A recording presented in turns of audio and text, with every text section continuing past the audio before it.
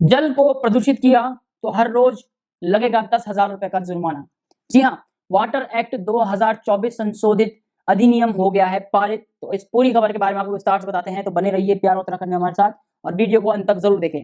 तो नमस्कार दोस्तों, जैसे कि आप सभी को पता है कि इस समय जल यानी कि वाटर यानी कि रिवर को लेकर कितना बड़ा बवाल मचा हुआ है। दिल्ली की पूरी केजरीवाल सरकार यमुना नदी को साफ नहीं कर पाई, जिसके कारण आपने देखा कि किस तरह से जो चुनाव हुए दिल्ली में और चुनाव के बाद जो नतीजा आया 8 फरवरी को, लगभग 2 हफ्ते भी नहीं हुए उस बात को, केजरीवाल सरकार को वहां पर मुंह की खानी पड़ी। उसी को देखते हुए अब धामी सरकार ने भी विधानसभा सत्र में केंद्र सरकार का जो वाटर एक्ट 2024 संशोधित अधिनियम पारित हुआ है उसको मंजूरी मिल चुकी है। आपको बता दें कि इस अधिनियम में विभिन्न इकाइयों के जल निस्तारण के लिए राज्य पीसीबी से अनुमति लेने का प्रावधान भी कर लिया गया है।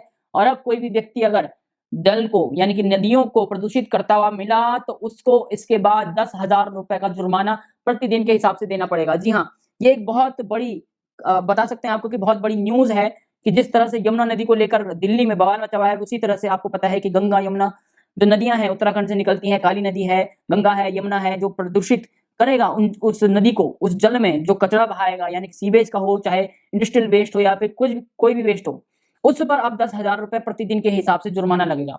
आपको बता दें कि विधानसभा सत्र में भारत सरकार का जो जल संशोधन अधिनियम 2024 है वो विधेयक पारित हो गया है।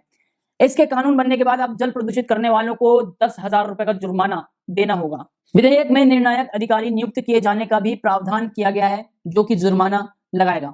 आपको बता दें कि अभी तक राज्य में जल प्रदूषण को लेकर निगरानी और कार्यवाही जल प्रदूषण नियंत्रण बोर्ड के माध्यम से की जाती थी।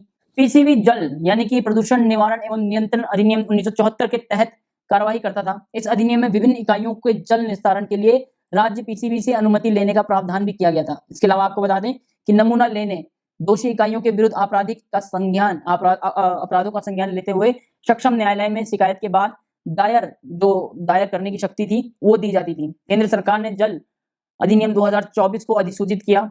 यह अधिनियम उत्तराखंड विधानसभा में पारित हुआ है। इसे कानून बनने के बाद अब नए नियम लागू हो जाएंगे।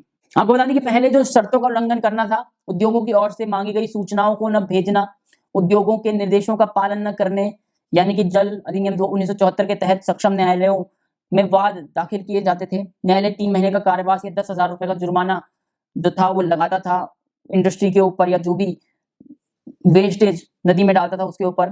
कारावास को अधिकतम 6 वर्ष करने और सुधार न होने की दशा में प्रतिदिन 5,000 रुपए का अर्थदंड की व्यवस्था भी थी। न्यायालय कारावास और अर्थदंड दोनों ही दोषियों को दंडित करने की शक्तियां न्यायालय के पास थी, पर अब जल संशोधन अधिनियम 2024 में कारावास की व्यवस्था को समाप्त कर दिया गया है। इसके अलावा आपको बता दें कि गैर अपराधीकरण के तहत निर्णायक अधिकारी को नियुक्त किए जाने का प्रावधान किया गया है। यह अधिकारी किसी मामले में 10,000 रुपए से लेकर 15 लाख रुपए तक का जुर्माना आरोपी को आरोप साबित होने पर उस पर लगा सकता है और आगे उल्लंघन की दशा में प्रतिदिन 10,000 रुपए का अतिरिक्त दंड आरोपी को आरोपित किया जा सकता है।